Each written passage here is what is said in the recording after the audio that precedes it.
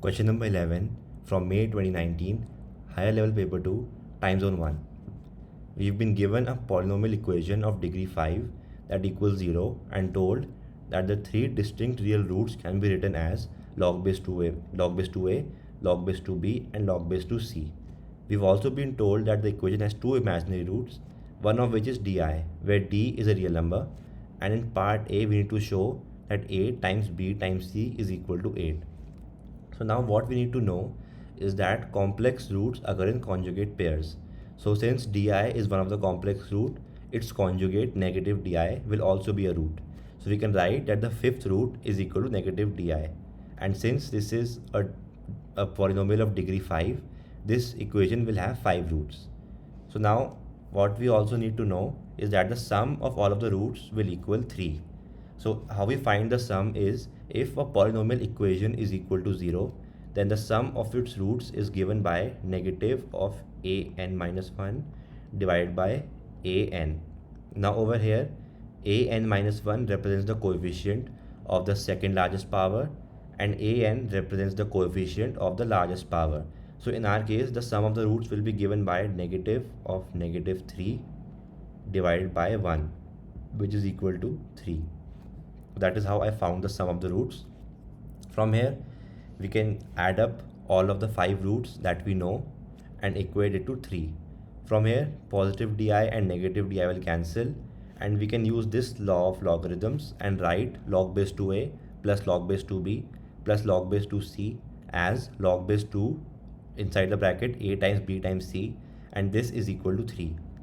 Now to convert this into exponential form, how we can do this is if we have log base a of x equal to y, we can convert this into exponential form as x is equal to a raised to the power of y.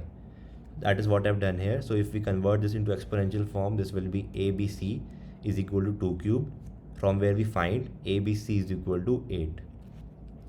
Now the values a, b and c are consecutive terms of a geometric sequence, and in part b we need to show that one of the real roots is equal to 1. So what we can do for part b is, since we know a, b and c are in a geometric sequence, we can write b as a times r, where r represents the common ratio, and c as a times r squared. Again, r represents the common ratio of this geometric sequence. So using the result from part a, I can write this as a, which stays a, times b, which is now ar, times c, which is ar squared, and this is equal to 8 using our result from part a. From here, this will be a cubed, r cubed is equal to 8. If I take the cube root of both sides, we find ar is equal to 2. Now since ar is also equal to b, we can write that b is equal to 2, and we also know that one of the real roots is log base 2b. So I can write that one of the real roots is log base 2b, which is equal to log base 2 of 2, and this is equal to 1. So we've shown that one of the real roots is equal to 1. Now for part c, given that q is equal to 8d squared, find the other two real roots. So for part c, what we need to know is that the product of all of the roots will equal negative q. How we find is that if we have a polynomial equation that is equal to 0, the sum of the product of the roots is given by negative 1 to the power of n a0 upon an. Now here a0 represents the constant term in the polynomial, an represents the coefficient of the largest power, and n represents the degree of the polynomial. So in our case, this will be negative 1 to the power of 5 a0, which is q, divided by an, which is 1, and this gives us negative q. So we know that the product of all of the roots is negative q. From here I can multiply all of the roots. So log base 2 of a, I can write this as log base 2 of 2 upon r.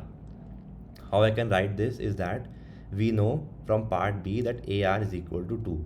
If I solve for a, I can find a is equal to 2 upon r. So that is how I have replaced a with 2 upon r times log base 2 of b, which is just 1, times log base 2 of c. Now log base 2 of c, I have written this as log base 2 of 2r. How I wrote this is that we know that c is equal to ar squared. So this will equal ar times r, and we know ar is equal to 2. So we can write this as 2r. So that is how I got 2r for c. And this will be multiplied by di times negative di, and this will equal negative q, the product. From here I can use this law of logarithm and write this as log base 2 of 2 minus log base 2r, and I can use this law of logarithm and write this as log base 2 of 2 plus log base 2 of r. And if we multiply this, this will give us negative d squared I squared, and this is equal to negative 8d squared as told in the question. From here, log base 2 of 2 is 1, so 1 minus log base 2r multiplied by 1 plus log base 2r is equal to negative 8. Now I squared is equal to negative 1, so negative 1 times negative d squared will give us positive d squared. From here I can cancel d squared from both sides and I'll be left with negative 8. From here I can use the difference of squares formula to multiply this, so I'll be left with 1 minus log base 2r whole squared, and I can move negative 8 to the left hand side to get positive 8, and I can rewrite this as 9 minus log base 2r whole squared is equal to 0. Now to solve for the values of r, we can use our calculator, and if we go to graph and then we need to enter our function 9 minus, now we need to enter the logarithm, so this will be given by log ab log base 2 of x, and this needs to be inside the square. Now we need to find when does this function equal 0. So if I draw this function, this is the graph that we get, and to solve when this equals 0, I can use gsolve root, and keep in mind that in our case x corresponds to r.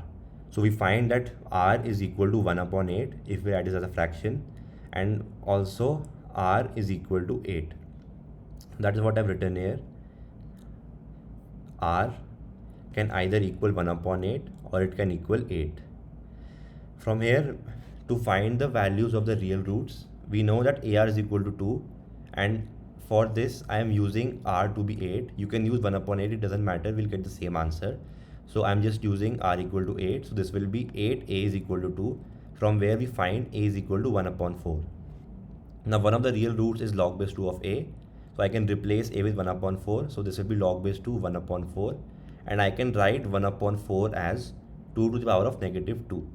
Now using this law of logarithm, I can write this as negative 2 log base 2 of 2, which gives us negative 2 as one of the real roots.